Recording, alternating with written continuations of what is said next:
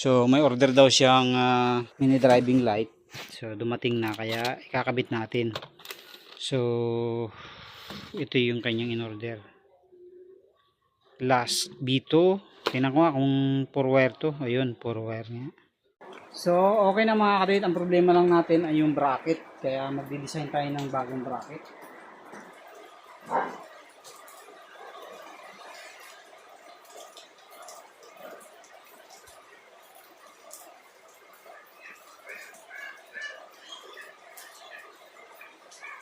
Tubo.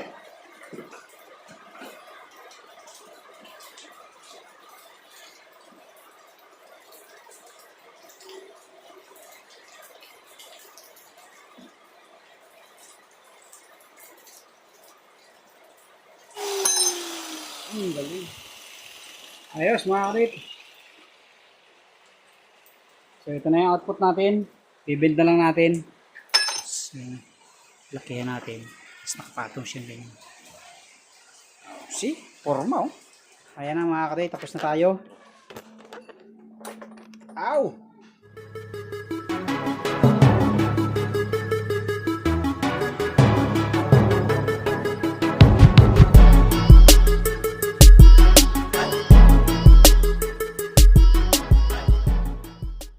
Yo, what's up? What's up? Good morning sa inyo mga kadit at meron tayong bisitang maaga.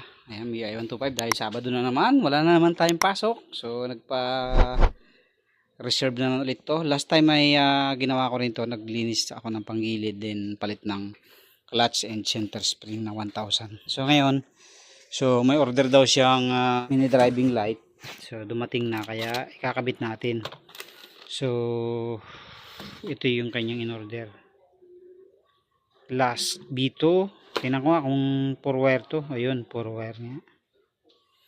Tapos isasabay na rin natin yung kanyang charging port dahil nag-i-extra to ng lalamove. Kaya ayan, isasabay na rin natin yan. And then ito, piniprepare na natin yung relay. Hinihinang ko kasi pag hindi kasi nakahinang ay mabilis mag loose connection, kaya ginagawa ko, hinihinang ko na lang. So matagal naman yang masira, matagal naman mapundi, kaya okay lang na nakahinang. Kasi pagka hindi nakahinang, pag nabasa mga ilang buwan lang, wala na, loose connection na, kaya mas maganda talaga na hinihinang. Kasi yung mga relay ngayon hindi na talaga to brush, hindi na totally brush yung paa, naka plated na lang. Kaya yun, pagka ulan na, nainitan, nag-moist ay kinakalawang na. So hinangan muna natin.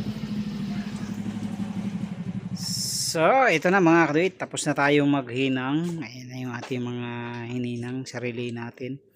So babaklasin naman natin yung flarings para makapagkabit na tayo ng wire at fuse. Ayan. Okay, baklas muna tayo. Baklas. So ito na mga kadit, nag-install na agad tayo ng switch dito na 3-way switch. Ito. So naglagay tayo ng extension isa para hindi siya masyadong makapal. Kasi pag ito magkasama, hindi aabot yung thread nung ating side mirror. Kaya naglagay tayo ng extender. Tapos maglalagay na tayo ng wire dito. So, lalagay natin yung wire papunta doon sa kabila. Okay. So ito na mga kadit yung wire natin. Nagbalo tayo para sure ball. So pagagapangin natin papunta doon sa ilalim hanggang sa ibabaw. Ayan, maganda kasi yung nakabalot para safety. Ayan. Tapos dito na tayo maglalagay ng mga duktungan. So ito na mga kadit yung wire natin. Magbabawas pa tayo ng konti dito. Tapos dito yung positive sa kabila. Ayan. Papagapangin na natin dito para pagtakip ay hindi siya sasabit-sabit ba. Ayan, dito natin ilalagay, tapos lalagyan natin ng I-terminal. Ayan. Para quality, di ba? Fuse pala. Lalagyan natin ng 10 ampere lang na fuse. Ilan ba ito? Ba, 30 pala to ah. So papalitan natin, gagawin natin 10 lang yan. 10 ampere. Okay, so yan na. Mamaya na natin lalagyan ng fuse. So yun yung ating ano, sinuot na rin natin dito para yung cover niya ay nandiyan pa rin. Tapos ito yung negative. Ayan. So wala na tayong ibang wire kaya dilaw yung ginawa ko negative. Tapos pula yung positive. So okay na yan. Diyan na lang natin ilalagay. Tapos dito na tayo sa harap. So mamaya natin ibalik yung cover. Sige, baba muna. Install na tayo ng relay dito sa harap. So, ito na mga kadate, nakapaglagay na tayo ng wire sa main. So, kinuha ko dito yung trigger natin sa susian para maganda. So, kung dito kasi tayo kukuha, malayo pang tatakbuhin. So, dito na lang tayo sa main, sa accessory wire sa susian. Okay? Tapos, install na natin yung ating relay. So, lalagyan lang natin ng ano doon mamaya na cable tie. Ayan. Okay? Okay, so mag-install na tayo mga kaduit ng ating wiring. So dito na lang natin ilalagay yung ating relay sa ibabaw. Ayan, dito na lang natin siya ilalagay mamaya.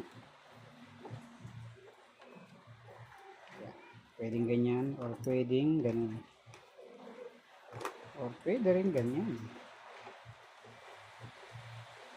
So bahala na mamaya. So ikabit na natin yung ating positive. Ito yun. So mahaba naman eh. Natin. Ito yung 30 natin mga kaduit. Sa lahat ng mga nakalimot na sa ating mga dating tutorial. 30. Yung galing sa battery natin. So ito yun.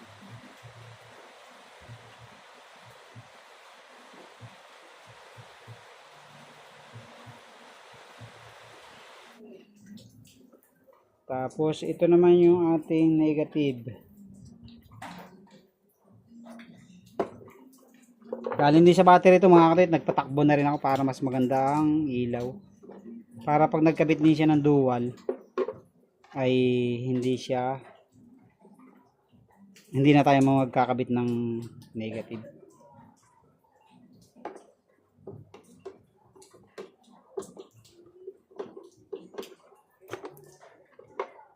Tapos ito yung galing sa domino natin. Yung blue, yan yung ating supply na kukuhanin natin sa accessory wire. Yan, itong kulay blue. So, since naglagay na tayo dito, ito yung ating accessory wire. So, dito na natin siya i-connect.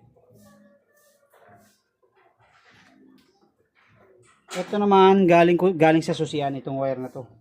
So, naglagay na tayo. So, ito yung magiging trigger natin sa ating relay. So, basta mayroong kulay blue dyan, yan na yun. Yan na yung magiging input nyo papunta sa switch. So, wala nang maraming tanong yan. Yan na yun. Tapos, itong brown at saka black, ito na yung papunta sa trigger ng ating high and low. So, yan na yun.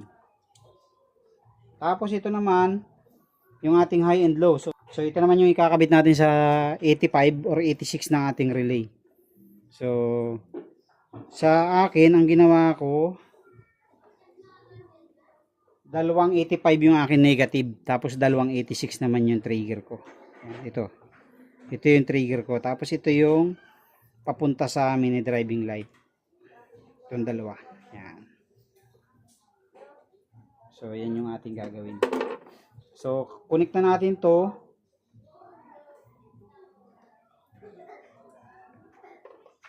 So, ayusin na lang natin mamaya pagkatapos. So, kahit alin dito, itong dalawang trigger natin, ayan. Kahit alin dyan sa dalawa na yan. So, ito na yung papunta sa ating switch. Ito na yung galing sa switch pala. Tapos ito yung isang trigger natin. Wire natin. Okay, so ikabit na natin mga kaduit. Pwede na natin testingin to. Kung okay ang ating supply. So titestingin na natin.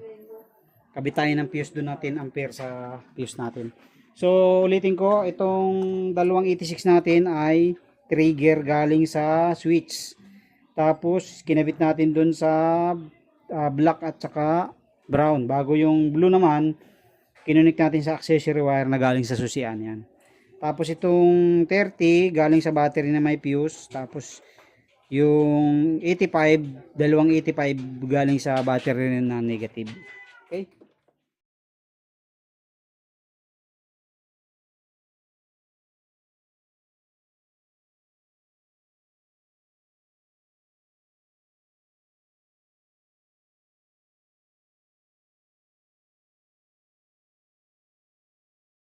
So, okay na mga kadit. Ang problema lang natin ay yung bracket. Kaya magdi-design tayo ng bagong bracket. Wala kasi siyang bracket na binili. Kaya ang gagawin natin ay maggagawa tayo ng bracket dito.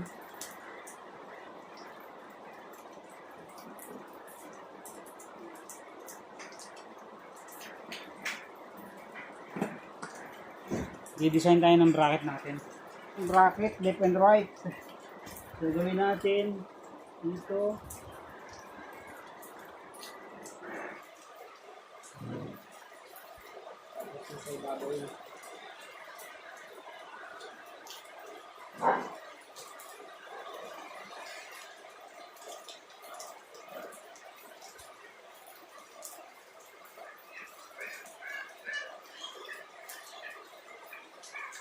Tubo.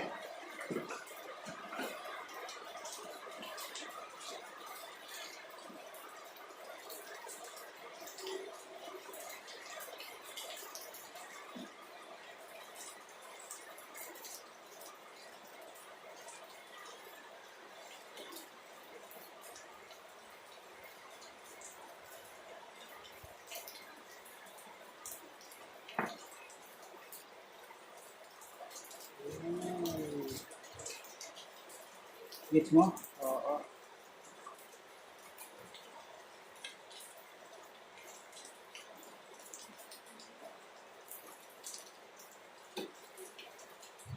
Kakatingin natin at ating gagawin left and right. So, sanay tayo dyan dahil nasa metal industry tayo eh. So, ito na mga kadit yung ating bracket. Binutasan ko na para hindi na tayo magbutas mamaya. Mahirap na kasing butasan niya kapag maliit na.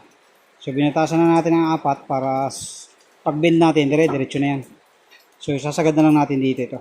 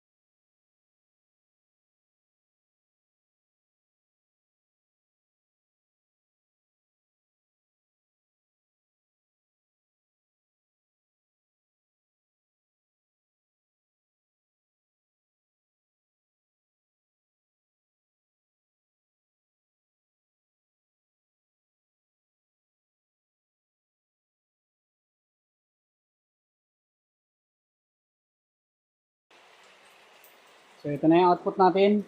I-build na lang natin.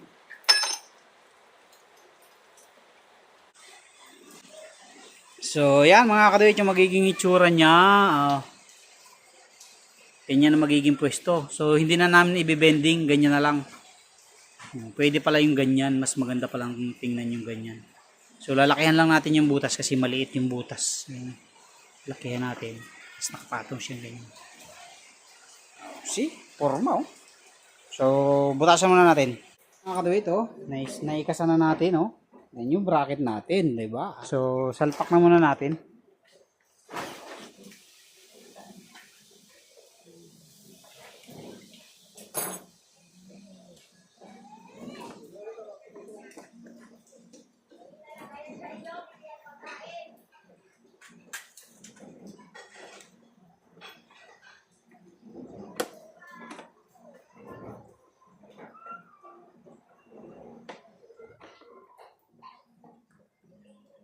So yan, ganyan magiging pwesto niya mga kaduwit. Tapos kabit na rin natin muna isa. So yan na mga kaduwit, kabit na yung ating MDL.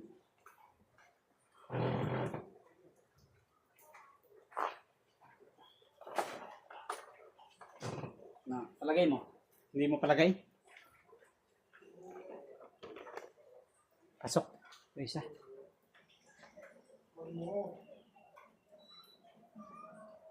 Okay, so yun na. Kakakabit na lang natin yung wiring. So, ayan na mga kaduwit. Tapos na tayo. Ow! Low. Ayan pala ang high. Low, high. Off mo, off.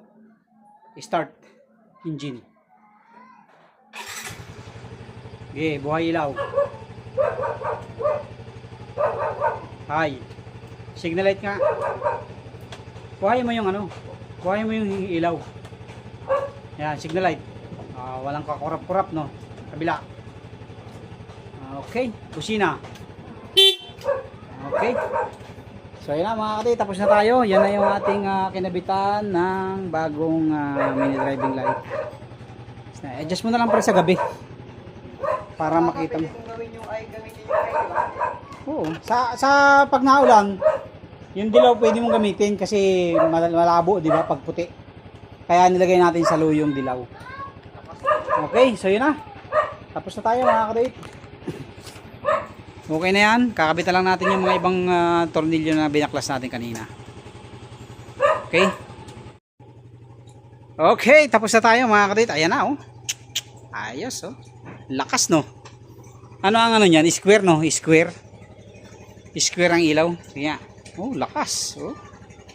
Bago lang kasi. Okay, itong ano mo, okay naman. Side mirror mo, hindi na natin i-adjust. Konti lang naman din. Oh. Okay, sige. Ingat, ingat. Thank you very much. Baka wala, may kaputi ka ba? Oo, nililigo ako. Yung ano mo. Helmet mo. Ingat, Pars. Salamat. Ingat sa ulitin. Mga susunod na mayroon ka pang gusto na ipagawa, sabihin mo lang at ating titirahin yan.